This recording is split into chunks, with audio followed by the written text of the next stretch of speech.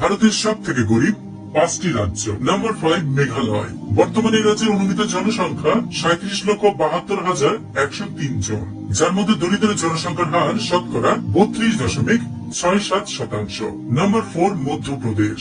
বর্তমানে এই রাজ্যের অনুমিত জনসংখ্যা 8,50,02,417 জন, যার মধ্যে দরিদ্র জনসংখ্যার হার শতকরা 36.6%। নাম্বার 3, উত্তরপ্রদেশ। বর্তমানে এই রাজ্যের অনুমিত জনসংখ্যা 23,15,02,578 জন, যার মধ্যে দরিদ্র জনসংখ্যার হার শতকরা 37.79%।